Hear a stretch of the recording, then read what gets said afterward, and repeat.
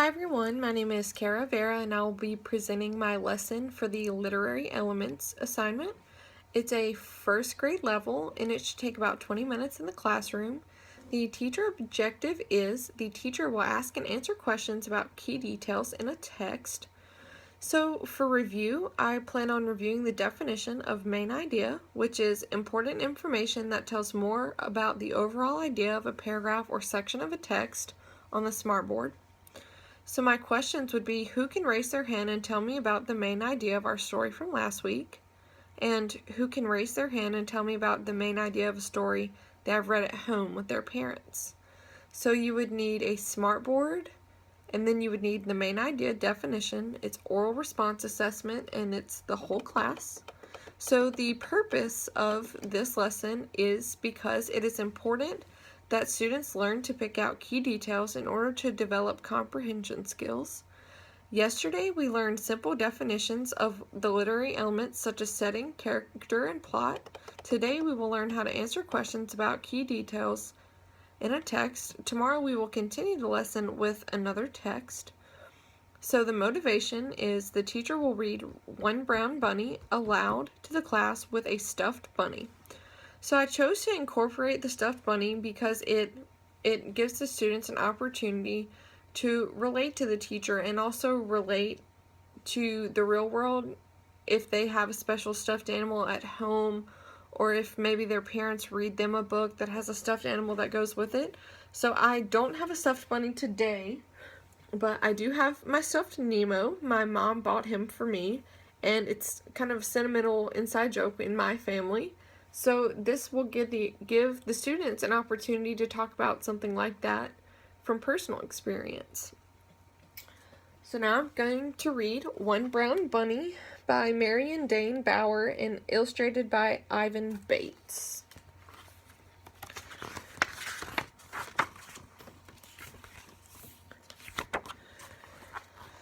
So before we even get to any text, it's just a picture of the forest, which I think is really neat and says a lot about the setting.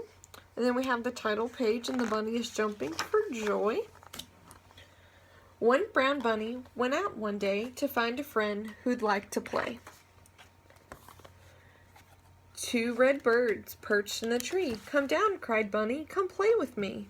But the birds flew away, twee, twee, twee.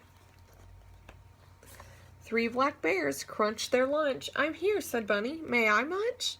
But the bears all growled and left in a bunch. Four blue fish swam side by side. "Please come out, don't swim away to hide." But the fish disappeared and poor Bunny sighed.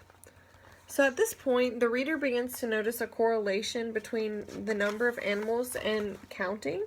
So the first, we have two red birds, three black bears, and four blue fish. Five gray mice played hide and seek. "Can I play too? I really won't peek." But the mice scurried off, squeak, squeak, squeak. Six green snakes slept on a stone. Said Bunny, "I want some friends of my own." But the snakes slipped away, leaving Bunny alone. And see, his ears are droopy here and he's sad. And on this side, when he's talking to the snakes, he's very happy. Seven yellow bunnies hummed all around. "Let's spring," Bunny called. "Let's leap, let's bound." But the bees buzzed off and Bunny frowned. And so here you notice that his ears are down as well. He's sad. But they're up high again. He's jumping. Eight purple flowers smiled in the sun. "Please play with me. I can hop, I can run." But the flowers stayed still, they weren't any fun. Nine pink clouds floated in the sky. "I'd play with you if I could reach that high." But the clouds moved on, they didn't even try. 10 orange butterflies fluttered everywhere. "Come back," cried Bunny. "This just isn't fair." But the butterflies vanished right into the air. So Bunny went home feeling very bad until he heard, "Please, don't be sad." Birds, bears, fish, mice, snakes, bees, flowers, clouds, butterflies, all had come to play. "Friends," cried Bunny. "At last, hooray!"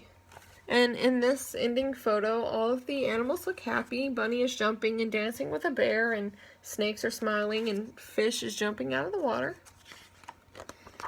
And it ends with the setting of the forest. So that would be observation, assessment, and it would be whole class.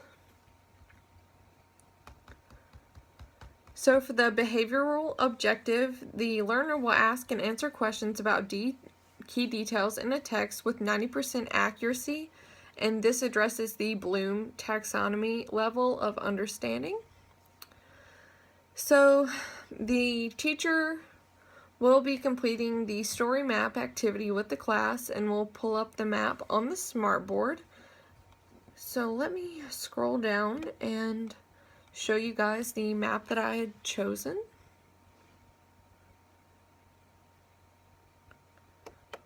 I really like this one because it also incorporates like little cartoon characters and opportunities to color. I really love to color. So let me turn my camera around. Oh, I can't. Okay.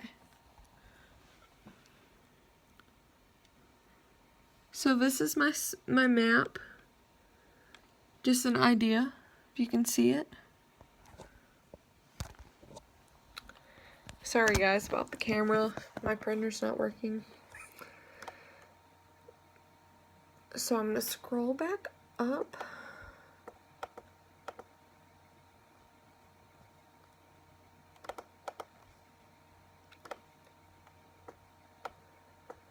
So the teacher will model the activity and fill in the settings box, and I'd put things such as forest and present day because that addresses where the story takes place and when the story takes place.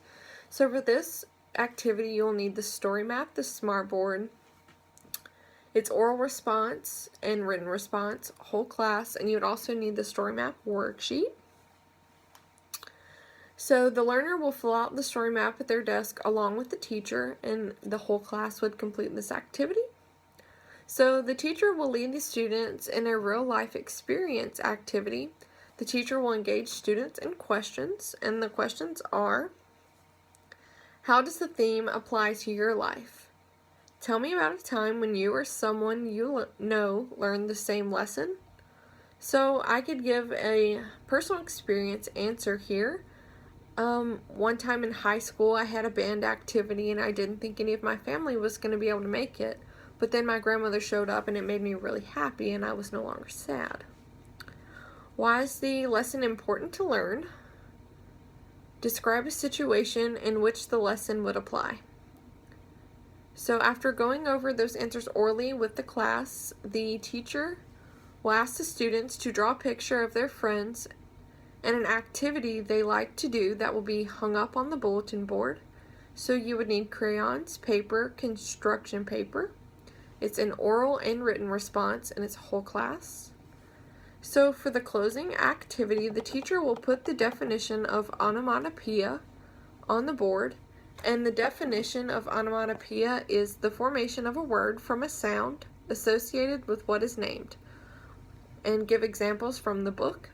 So you would need the smartboard onomatopoeia definition and examples, its oral response, and whole class. So the examples I have are squeak, squeak, squeak, and twee, twee, twee. And to finish out my closure, I would ask the question, can anyone give me an example of onomatopoeia that they have heard before? And someone might raise their hand and say vroom vroom, like a car. So for homework, the learner will write one sentence on lined paper about the setting, character, or theme of the story. And I would pass out lined paper for a written response, and it is the whole class. So early finishers. Early finishers will write 2 sentences about a time when all their friends came together to play in their journal. So they would need their journal and the writing topic on the board. It's written response, and it's an individual activity. So special needs, students with a reading disability or an English learner will complete a sorting activity with the paraprofessional. Students will sort picture cards related to the story, such as a bunny, a bear, the forest, into categories, settings, and characters before completing the story map worksheet with the paraprofessional. So you would need picture cards, category cards, story map worksheet. It's oral and written response, and it would be in a small group setting. So for remediation, students who need remediation will review the story map activity with the paraprofessional. Then students will orally give a summary of the story to the paraprofessional. So it's a story, you would need the story map worksheet. It's an oral response activity and it's a small group setting. And I choose to do an oral activity because often when a student teaches, say, the paraprofessional, then it becomes they are able to grasp the concept a little bit more. In my opinion, I definitely learn that way when I teach someone else. Then I grasp the concept better myself. So for enrichment, students who need a challenge will write one sentence about what they think the bears will do after lunch. Then students will illustrate the action in their sentence. So you would need plain white paper, crayons, its written response, and individual. I chose this enrichment activity because it foreshadows that we'll be learning about prediction, about thinking about what will happen later. And I think this would be a great activity for students who need that extra challenge. So that was my lesson on literary elements, and thank you for watching.